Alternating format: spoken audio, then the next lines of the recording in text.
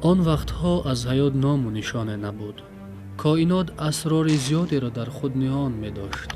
جرمهای آسمانی به هم بر می خوردند، پاره می شدند و وصل می گردیدند.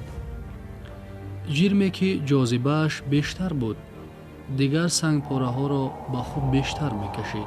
آهسته آهسته آن بزرگ شد.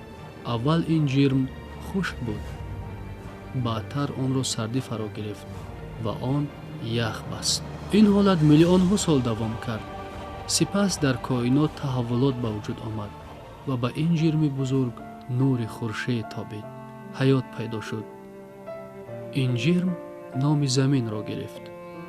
زمین مادر حیات است.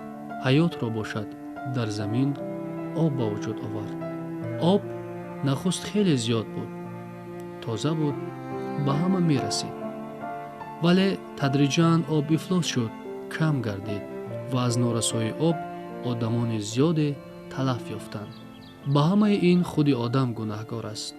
آخر آب را احتیاط نکنیم آب می میرد و سبب مرگ همه موجودات می گردد. درست است که آب منبع حیات است، ولی متاسفانه سبب محو حیات نیز هست. از این رو نقش و مهمیت آب در حیات خیلی مهم و برجسته است. تاجیکان از ازل آب و حیات را به هم بسته می دانستند و آب را مقدس می داشتند.